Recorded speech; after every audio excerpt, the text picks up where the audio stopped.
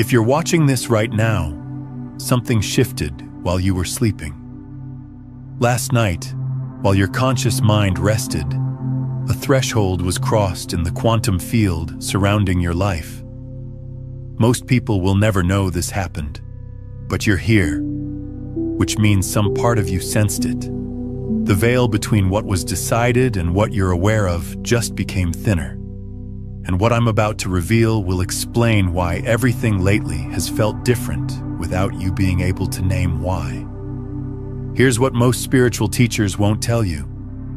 The universe doesn't wait for your permission to upgrade your frequency. It responds to your sustained internal state, the one you've been holding even when nothing external changed. And when that state reaches a certain coherence, reality restructures itself around you before you consciously register the shift. That restructuring already occurred. You're living in the aftermath of a decision that happened in realms you cannot see with physical eyes. Stay with me through this entire transmission, because by the end, the confusion you've been carrying will finally have context. The exhaustion will make sense. The isolation will reveal its purpose. And you'll understand why certain people suddenly feel foreign to you while your own reflection looks somehow unfamiliar. Before we go deeper, if this resonates with something you've been feeling but couldn't articulate, engage with this video. Subscribe to this channel if you haven't yet. And drop 777 in the comments right now as an energetic declaration that you're ready to understand what already happened while you weren't looking. What occurred in the unseen while you thought nothing was changing. Let me start with a truth that will reframe everything. Consciousness operates on a lag. Your awareness of reality trails behind reality itself by seconds, sometimes days, occasionally months.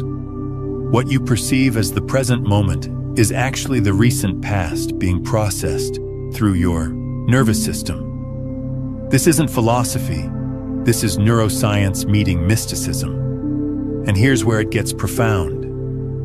When your internal frequency stabilizes at a new baseline, the quantum field reorganizes probability patterns around you immediately.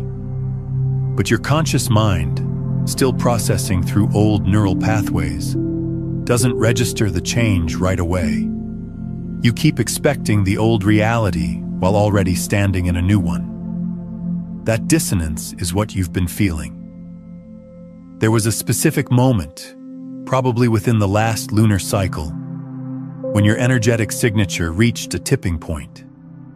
You didn't announce it. You didn't perform any grand ritual. You simply endured with a certain quality of presence that heaven recognizes as readiness. Not readiness through perfection, but readiness through surrender.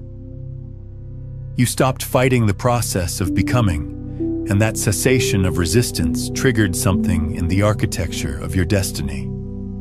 The quantum field is constantly observing, not with judgment, but with precise measurement. It monitors coherence, the alignment between your stated intentions and your actual electromagnetic output. Most people speak one reality while emanating another. Their words say, "I'm ready," while their nervous system broadcasts, "I'm terrified." The field responds to frequency, not language, and yours finally unified. When coherence reaches a critical threshold, what scientists call a phase transition occurs.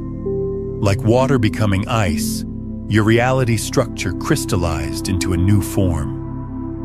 This happened silently, the way continental plates shift beneath the ocean. No fanfare, no announcement, just a fundamental reordering of what's possible for you now versus what was possible before. You've probably noticed that old desires suddenly feel hollow. Activities that once excited you now seem meaningless. People you could tolerate before now drain you within minutes. These aren't signs of depression or spiritual bypass. These are recalibration symptoms. Your operating system is running new software, and it's incompatible with certain old programs. That incompatibility feels like loss, but it's actually precision. The universe was clearing bandwidth. Every connection, every habit, every thought pattern that no longer matched your new frequency had to be gently removed or naturally dissolved. Not because they were bad, but because they would interfere with what's trying to emerge through you now. This is why doors closed without explanation, why friendships faded without dramatic endings, why opportunities you once wanted suddenly evaporated. The field was editing your reality in real time, removing interferences you couldn't see were interferences. And here's what nobody explains about spiritual evolution. Elevation doesn't feel victorious at first. It feels destabilizing, because you're being asked to operate from a center of gravity you haven't fully located yet. Your old identity, built on struggle and striving, is dissolving. But your new identity, rooted in aligned action and magnetic attraction, hasn't fully formed. You're in the space between identities, and that space is designed to feel uncertain. Uncertainty is the soil where new selves grow. What happened while you weren't looking is this. The architecture of your personal reality was renovated. Walls that once contained you were removed. Ceilings that limited you were raised. Foundations that couldn't support your next expression were reinforced. And all of this occurred beneath your conscious awareness, because if you had known what was happening, your ego would have interfered. It would have tried to control the process, which would have corrupted the outcome. So you were kept in a state of not knowing. That was mercy, not cruelty. The quantum field protected you from your own premature understanding. It allowed the work to complete before revealing what was being built. And now, the revelation phase has begun, which is why you're here, which is why this message found you at this exact moment in linear time. But here's what changes everything. The shift that already occurred wasn't just personal, it was hierarchical, meaning forces beyond the material plane took notice. And that's where this transmission takes a turn that most spiritual content avoids. Because what I'm about to share isn't metaphor, it's mechanics. Why celestial intelligence is responding to what stabilized in you. There's a level of spiritual advancement that most teachers don't discuss because it sounds too mystical for the modern mind. But truth doesn't bend to comfort. So I'm going to say this plainly. When a human being reaches a certain frequency stability, angelic intelligence begins to interact with their field differently. Angels, or what we might better understand as dimensional intelligences operating at frequencies beyond material perception, don't respond to human neediness.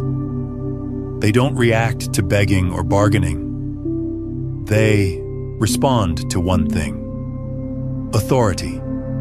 And authority in the spiritual realm isn't about dominance. It's about inner alignment so complete that external chaos cannot destabilize it. You reached that, not through effort, but through exhaustion. You ran out of strategies. You stopped performing spirituality and started inhabiting presence. And that shift from doing to being activated a response in frequencies that monitor human evolution. These intelligences, what ancient traditions call archangels, exist partially to witness when individual souls cross thresholds that affect collective consciousness. And here's what stunned them: not your perfection, but your endurance without bitterness. You see, the celestial realm has witnessed millions of souls walk through difficulty, but most accumulate resentment, most harden, most use their pain as justification for closing their hearts. You didn't. You stayed soft while becoming strong. You remained open while developing boundaries. That combination is rare, and rarity commands attention in higher dimensions. What specifically caught their notice was your restraint. You had every justification to speak, to defend, to explain, to correct, and you chose silence. Not the silence of suppression, but the silence of sovereignty. You recognized that some battles aren't yours to fight, because the outcome is already determined at levels beyond the visible. That recognition, that trust in invisible justice, that is what authority looks like to angelic consciousness. Most humans serve the divine when it's convenient, when it yields results, when it feels good. You served when it cost you, when it looked like nothing was happening, when faith felt like foolishness. That kind of devotion without reward, that consistency without recognition, activates permissions in the spiritual economy that are rarely granted. Permissions to access higher frequencies, to carry deeper truth, to influence reality in ways that bypass normal cause and effect. And let me be specific about what this means practically. Your prayers now carry a different weight. Not because you're saying different words, but because the frequency behind the words has purified. There's less desperation, less manipulation, less hidden agenda. Just clear intention meeting clear channel. And that clarity creates what quantum physics calls coherence, a state where wave patterns synchronize and amplify each other. Your consciousness and divine consciousness are beginning to sync. That's not religion, that's resonance mechanics. This is also why you're experiencing heightened discernment. You walk into rooms and immediately know who's aligned and who's not.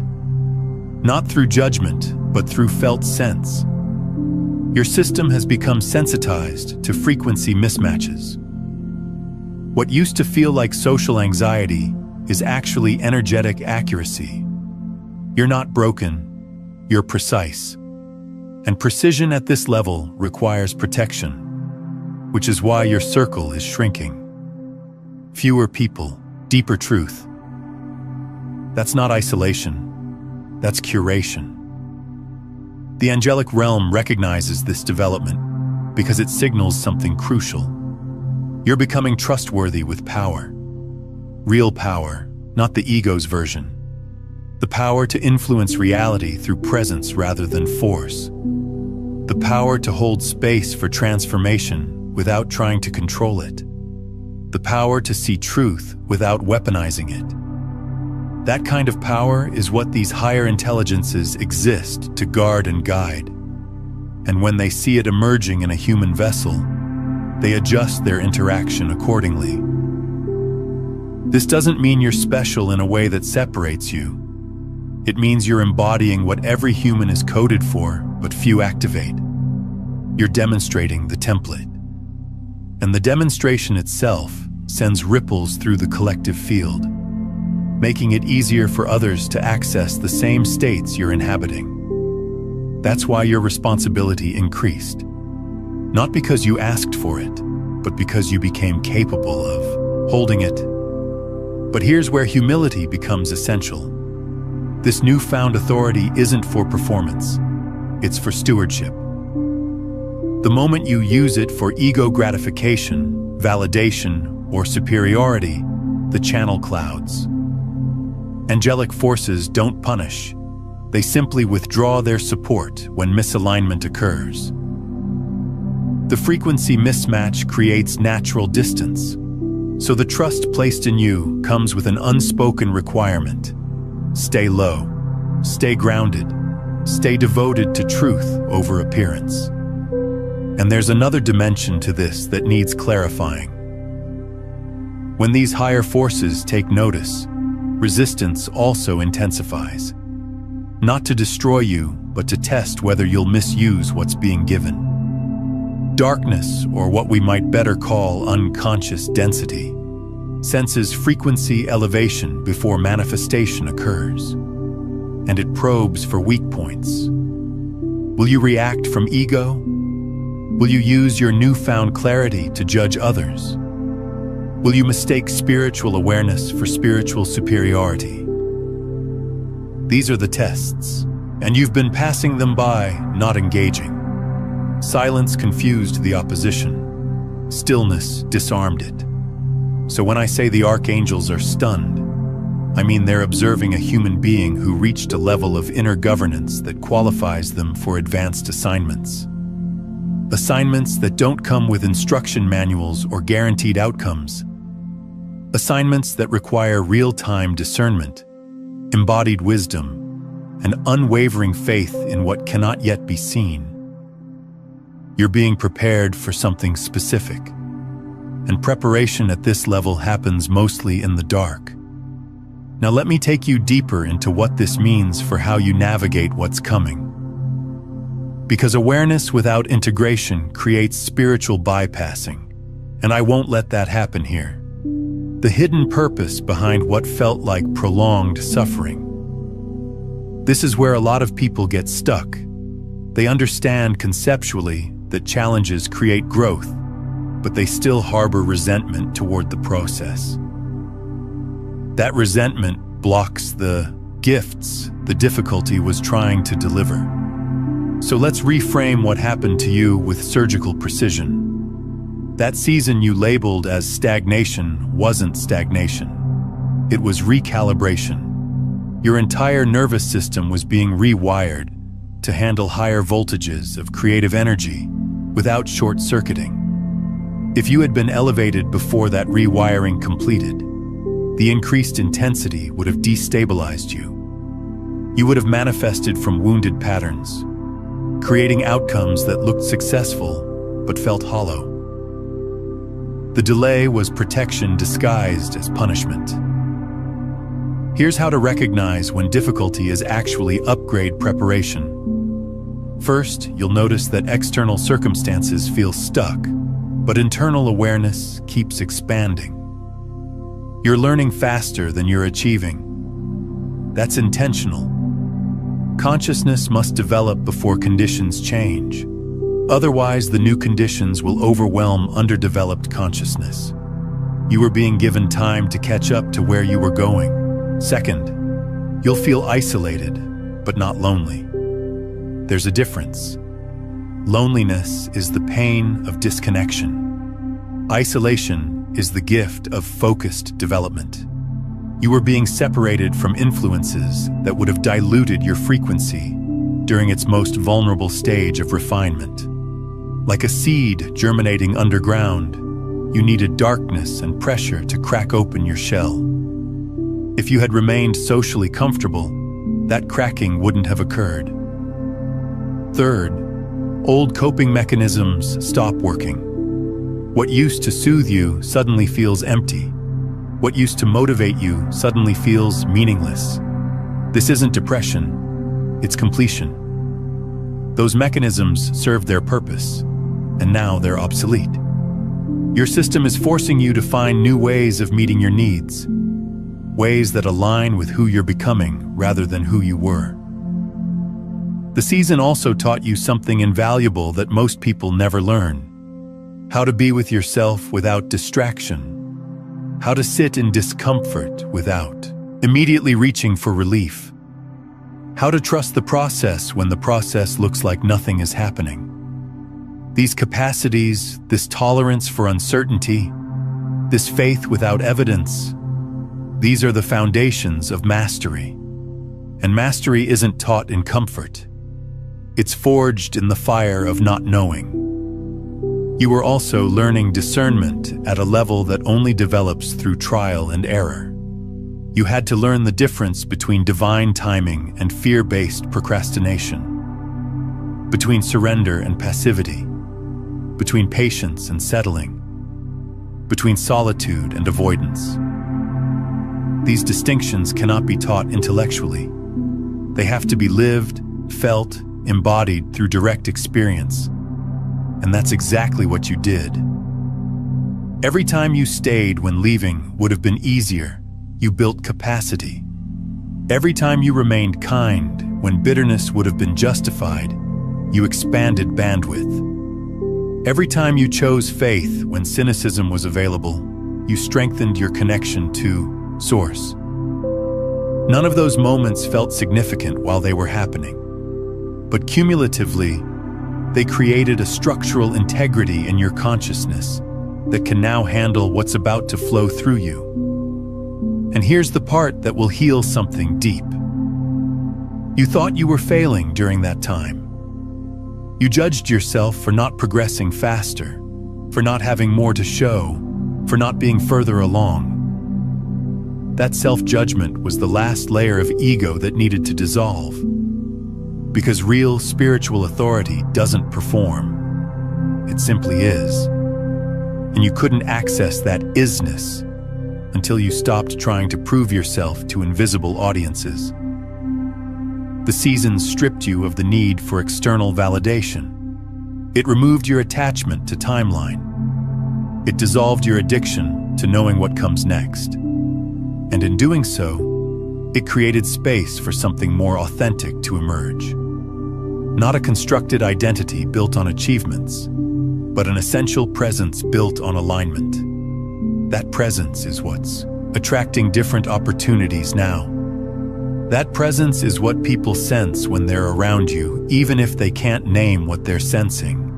So stop calling it wasted time. It was sacred time. It was necessary time. And the fact that you survived it with your heart still open means you passed the initiation. Now you're in the integration phase, where everything you learned in the dark begins expressing in the light. This is the phase where inner work becomes outer impact, where private transformation becomes public contribution, where personal mastery becomes collective service. But only if you don't rush it. Only if you honor the pace at which insight becomes embodiment. Only if you resist the urge to perform what's still forming. Which brings me to the energetic signature you're now carrying, and why certain forces recognized you before you recognized yourself. The invisible mark that made you a target before you understood your calling. From the moment you incarnated into this particular timeline, you carried a frequency signature that marked you as disruptive to unconscious systems. This wasn't something you earned, it was something you brought with you. And that signature made you visible to forces that prefer humanity stay asleep. Let me be direct about this, because spiritual bypassing loves to skip the shadow work. There are layers of reality that operate through manipulation, control, and energy harvesting. Not because they're evil in some cartoon villain sense, but because unconscious patterns perpetuate themselves through unconscious beings. And when a consciousness begins to wake up, those patterns react. Not with awareness, but with automatic defensive responses. You felt this early. As a child, you probably sensed things others didn't. You knew when adults were lying, even when their words sounded truthful. You felt the emotional climate of spaces before anyone spoke. You withdrew from social situations that others found enjoyable because something in you recognized the game being played and wanted no part of it. That wasn't social anxiety, that was spiritual immunity. The mark you carry is discernment that operates at the frequency level. You don't just hear words, you feel the intention behind them. You don't just see actions, you sense the motivation underneath. This makes you difficult to manipulate, which makes you dangerous to systems built on manipulation. So those systems, which operate through collective unconsciousness, tried to convince you something was wrong with you. They labeled your sensitivity as weakness, your discernment as judgment, your boundaries as coldness. But you couldn't fully suppress it. Even when you tried to fit in, even when you mimicked normalcy, something in you remained untamed. That untamed essence is what darkness recognized and tried to exhaust. If it couldn't corrupt you, It would try to wear you down through isolation, confusion, and self-doubt. Make you question your perception enough times, and maybe you'd stop trusting it. Make you feel crazy enough, and maybe you'd abandon your inner knowing. Except you didn't. You questioned yourself, yes. You doubted your value, absolutely. But somewhere beneath all that noise, a core of clarity remained intact. You kept returning to truth, even when truth made your life harder. You kept choosing integrity, even when compromise would have brought relief.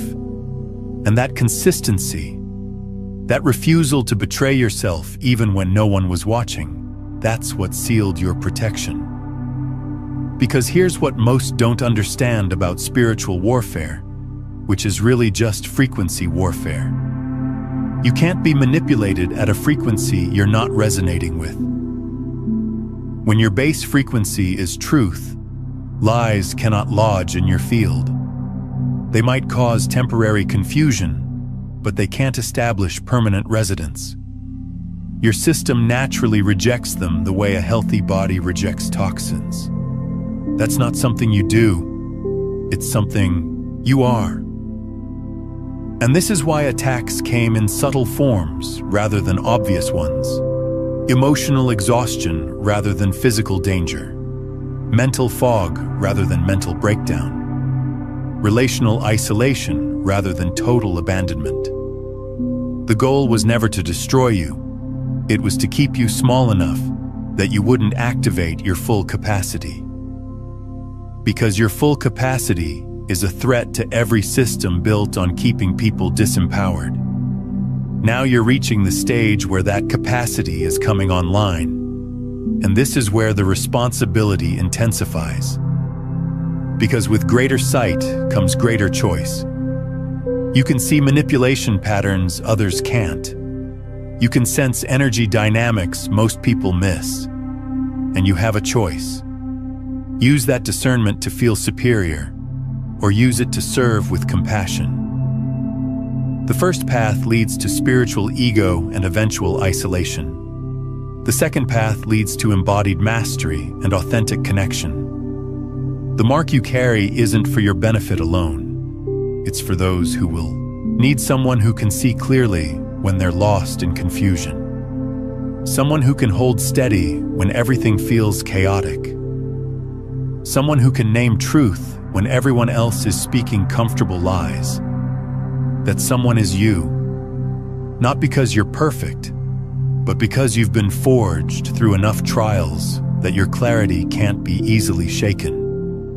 Now, what we've explored today about frequency recognition and celestial response is just one layer of a much deeper system. If you're feeling the pull to understand the complete mechanics of how consciousness creates reality, how to stabilize at higher frequencies permanently, and how to move from unconscious transmission to becoming the broadcast itself, I've compiled everything into a comprehensive guide called Beyond the Frequencies, a quantum guide to consciousness mastery.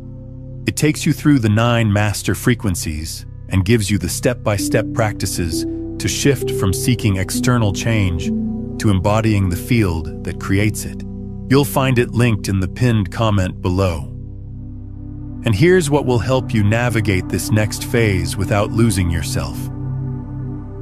The mark attracts both those who need your light and those who want to drain it.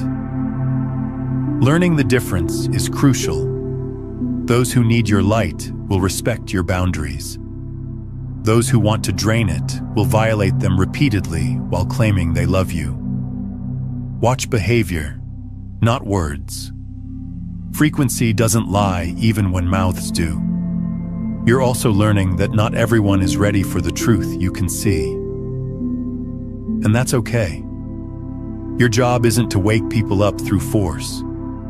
Your job is to remain awake yourself and let your presence create permission for others to awaken when they're ready. Pushing truth on unready consciousness creates resistance. Embodying truth as a lived reality creates curiosity. Be the invitation, not the demand. Take a moment and share in the comments below. What's one pattern or belief you've recently let go of that no longer serves your frequency? Your sharing might be exactly what someone else needs to hear today. Take a moment here and comment below with this exact phrase. I see what was hidden, and I choose to serve what's real. Let that declaration move through you as more than words. Let it be an energetic agreement between your conscious self and the forces that have been guiding your path all along. Now, as we move deeper into this transmission, I want to address the specific shifts you're experiencing right now and what they're signaling about where you're heading. Because what you're feeling isn't random and it isn't temporary. The unmistakable evidence that a cosmic verdict was issued in your favor. If you've been paying attention to your internal state lately, you've probably noticed a quality of peace that doesn't match your external circumstances. Things might not be resolved yet, but you're not panicking about them anymore. That shift from anxious striving to calm trust isn't personality change. It's frequency upgrade, and it signals something profound. The universe already decided in your favor. Here's how this works in quantum terms. Reality exists in probability states until observation collapses those probabilities into specific outcomes. But consciousness isn't passive observation, it's creative participation. Your sustained emotional state acts as a continuous observation that selects which probability branch you're collapsing into manifestation. And when your state stabilizes at a certain frequency, the probability field reorganizes around that frequency as the new baseline. That reorganization already happened for you. Somewhere in the recent past, your internal state reached a coherence level that triggered a cascade of probability shifts. Doors that were closed are now opening, not because you forced them, but because you stopped being a vibrational match to closed doors. Relationships that were toxic are naturally dissolving, not because you're cutting people off, but because your frequency is no longer compatible with toxicity. Opportunities that seemed impossible are becoming available, not because you suddenly became worthy, but because you've always been worthy and now you're finally resonating with that truth. The evidence is everywhere once you know what to look for. First, notice how your tolerance for dysfunction has disappeared. You used to be able to sit through conversations that drained you. Now you physically cannot. Your body refuses. That's not rudeness. That's recalibration. Your system is rejecting what doesn't match your new frequency the way water rejects oil.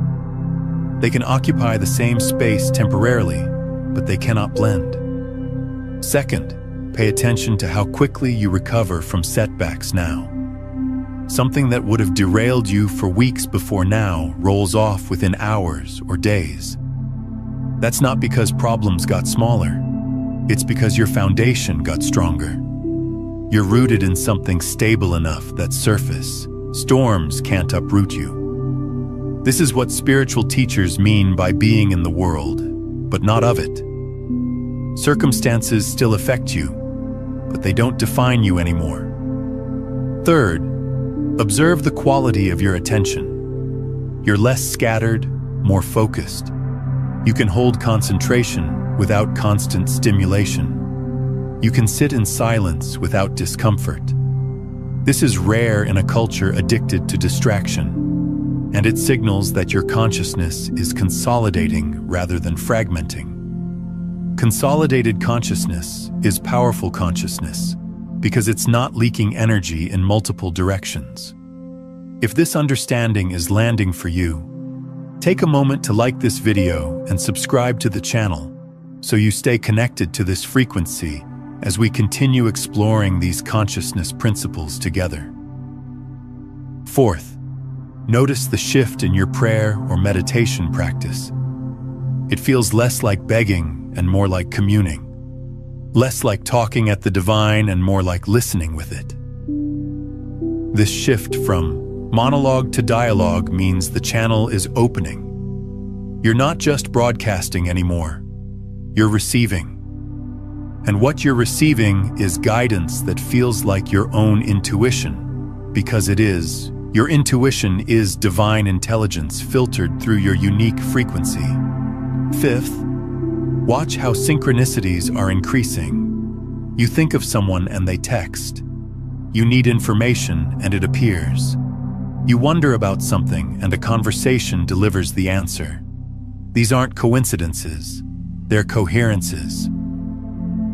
When your internal frequency aligns with the field responds with increasing precision. It's always been responding, but now you're tuned to the right station so you can actually receive the signal.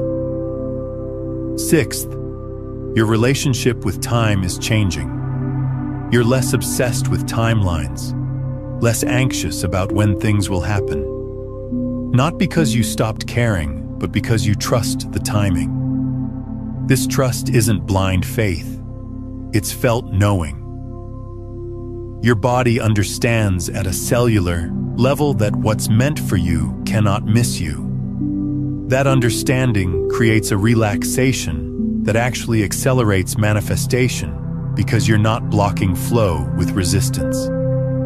Seventh, and this is crucial, you're becoming less reactive to chaos around you. Other people's drama doesn't pull you in the way it used to. You can witness without absorbing. You can care without carrying. This boundary isn't coldness, it's clarity. You've learned the difference between empathy and enmeshment, between support and sacrifice, between presence and fusion. These distinctions protect your energy while allowing you to serve from surplus rather than scarcity. If this video is touching something deep in you, if it's naming experiences you've been having but couldn't explain, then I invite you to subscribe not just to this channel, but to this frequency. Join this community of consciousness explorers who are committed to embodiment over performance, to truth over comfort, to presence over distraction. Hit that subscribe button and turn on notifications because what we're building here is a field of collective coherence. And the more of us who stabilize at this frequency, the more the world reflects that stabilization.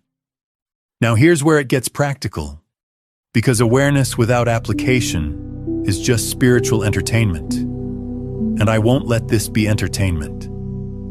So let me give you the navigation system for how to walk through this next phase, without sabotaging what's trying to emerge. How to steward this transition without collapsing what's being built. First responsibility is stillness. Not inactivity, stillness. There's a profound difference. Stillness is active presence without reactive motion. It's the ability to hold space for emergence without forcing outcomes. Right now, you're in the space between what was and what's becoming. This space feels empty because the old is gone, but the new hasn't fully materialized yet. That emptiness is sacred. Don't fill it prematurely with busy work or forced action. Let the void do its work. Second responsibility is silence. Not about everything, but about what's forming. There's a gestation period for all creation, and speaking too soon about what's trying to birth through you can abort the process. This isn't about secrecy from fear, it's about protection from premature exposure. When you share vulnerable new growth with people who aren't equipped to nurture it, their doubt or judgment or even well-meaning advice can derail your confidence.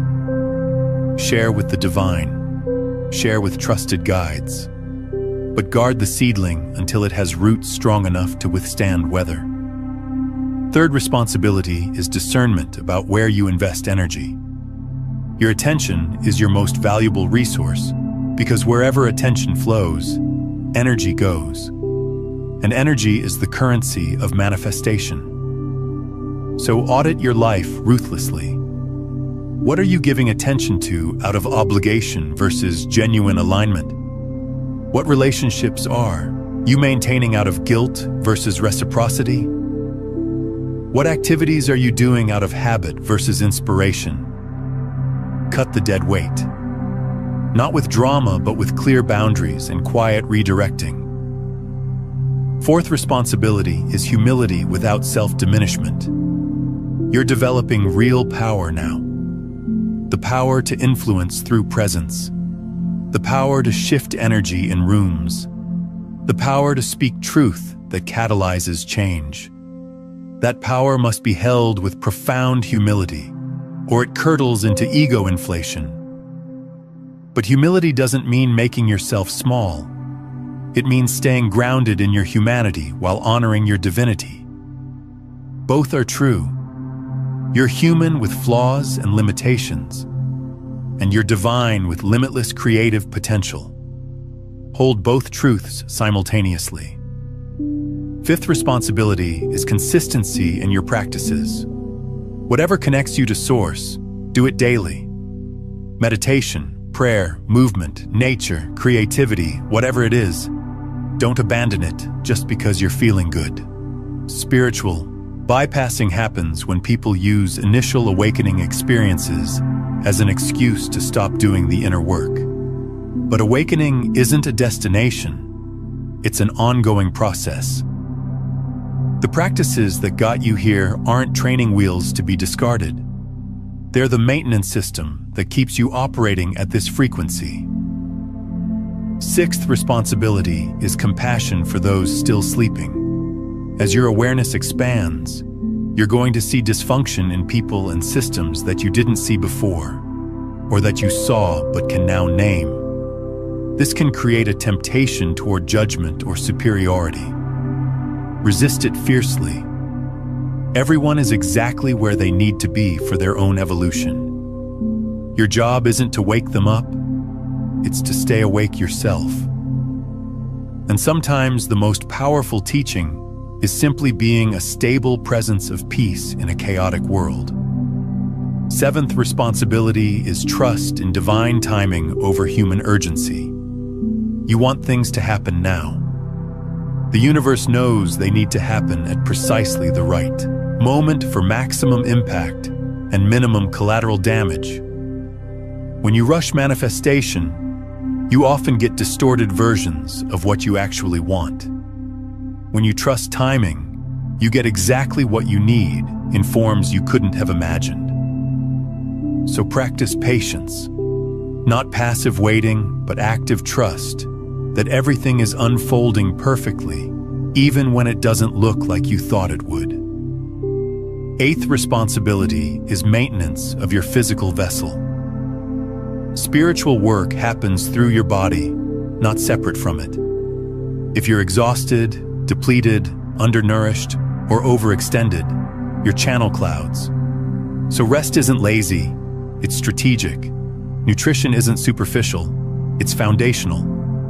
Movement isn't optional, it's essential. Your body is the antenna through which consciousness transmits into form. Keep the antenna clear. Ninth responsibility is honest self-assessment without self-judgment. You're going to make mistakes. You're going to misread situations. You're going to act from ego when you thought you were acting from spirit. This is part of the process. What matters is whether you can acknowledge the miss quickly, course correct without drama, and extract the lesson without shame. Perfection isn't the goal. Growth is, and growth requires mistakes as feedback. 10th responsibility is remembering why you're doing this. Not for fame, not for validation, not even for personal happiness, though that may come as a byproduct. You're doing this because your soul came here with a specific mission, and that mission requires you to be as clear, as awake, and as embodied as possible. Everything else is secondary.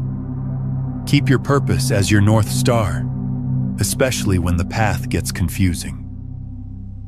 If you're still with me, Drop one word in the comments that captures the energy you're choosing to embody moving forward. Just one word. Let it be your declaration to the quantum field, your energetic signature announcing how you're showing up from this moment on. Now let me bring this full circle and leave you with the transmission your soul needs to anchor this understanding into your cells. Because information in the mind is useless unless it drops into the body as lived wisdom. The space between divine confirmation and physical manifestation. Here's what you need to understand with absolute clarity. You're standing in the most sacred space in the manifestation process. The space where heaven has already spoken, but earth hasn't yet reflected the decision. This space is where most people lose faith. They mistake the lag between cause and effect for evidence that nothing is happening. And they abandon the frequency they've been holding right before breakthrough. Don't make that mistake. The lag isn't emptiness, it's incubation. The universe is orchestrating thousands of variables, coordinating timelines, aligning resources, moving pieces into position. All of this is happening in dimensions you cannot perceive with 5 senses. But your lack of perception doesn't mean lack of activity. It means activity is occurring at levels that don't register in 3-dimensional reality yet. Think of it like pregnancy. The moment of conception is when creation begins, but you don't see the baby for 9 months. During that time, doubts arise. Is something actually growing? Is the pregnancy viable? Will it come to term? These doubts are natural, but they don't change the biological process happening beneath awareness. The cells are dividing. The form is developing. The timeline is unfolding exactly as it should. Your manifestation is in the womb right now. And your job isn't to check on it constantly. Isn't to worry whether it's developing correctly, isn't to force the process to move faster. Your job is to nourish the pregnancy, to maintain the frequency that initiated the creation, to trust the intelligence that knows how to transform seed into form without your micromanagement. This is why peace is your primary evidence right now.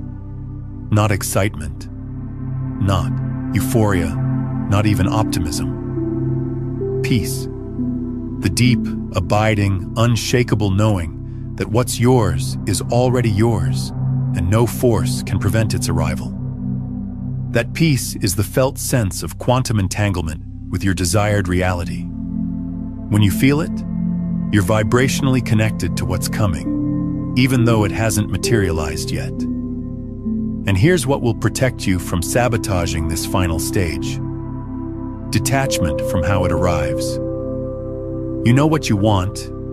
You've clarified the feeling you're seeking, but you're holding that desire loosely enough that the universe can deliver it in whatever form serves your highest evolution. Maybe it looks exactly like you envisioned. Maybe it looks completely different, but feels the same. Stay open. Rigidity about form closes doors that would have led to even better outcomes. Also protect yourself from comparison. Someone else's timeline has nothing to do with yours. Someone else's breakthrough doesn't delay yours. The universe isn't running a race where only certain people get to win. There's infinite abundance available at every moment. What someone else receives actually expands the field for everyone else, because it proves what's possible. So celebrate their wins. Let their success inspire rather than diminish you. And finally, remember that what's coming isn't just for you. Yes, you get to enjoy it, benefit from it, thrive in it. But the larger purpose is always about how your elevation serves the collective. How your peace creates permission for others to find peace. How your abundance creates pathways for others to access abundance. How your freedom inspires others to claim their own liberation. You're not separate. You're a node in an interconnected web. When you rise, you lift everything connected to you. Consider watching this transmission again tomorrow morning to anchor these frequency shifts into your daily awareness. And if someone comes to mind while you're watching this, someone who's been going through their own preparation phase, share this with them. That impulse isn't random. It's the field orchestrating connection. When you share consciousness-expanding content, you're not just helping them, you're strengthening your own embodiment of these principles and creating synchronistic pathways that accelerate both of your journeys. So walk gently into what's emerging. Move with confidence, but without arrogance. Speak truth, but hold space for mystery. Act decisively when guidance is clear, and rest peacefully when it's not. Trust the intelligence that brought you this far to continue guiding you forward. You're not alone in this. You've never been alone in this. There are forces, visible and invisible, supporting your unfolding in ways you cannot fully comprehend. And if this message found you today, it's because your spirit needed confirmation that you're exactly where you're supposed to be, that the confusion will resolve, that the waiting will end, that the peace you feel is accurate, not denial, that heaven really did issue a verdict in your favor, and that verdict is irreversible. So take a breath. Let your shoulders drop. Feel the ground beneath you. You're standing on solid foundation, even if the horizon looks uncertain. What God confirmed, no force can undo. What the universe set in motion, no delay can cancel. What your soul came here to experience, no obstacle can prevent. You are witnessed, you are seen, you are supported, and you are exactly on time. If this transmission served you, subscribe to stay connected to this frequency. Like this video to signal to the algorithm that consciousness-expanding content matters. Share it with someone who needs to hear this today. And remember, the more of us who embody this truth, the more the collective field shifts toward awakening. Walk in your authority. Rest in your knowing. Trust in your timing. Everything is unfolding perfectly. Now, if you've been sensing that you're past the most difficult phase of your transformation, that you've already crossed a threshold most people never reach, there's something else you need to understand. The preparation you endured wasn't random suffering. It was strategic refinement for what's about to be released to you. Watch, you'll find this because you're past the hardest part. Next, because it reveals the specific mechanics of why the universe delays your breakthrough until after you've been forged, and what becomes available once that forging is complete. The timing of you finding that video right now isn't coincidence.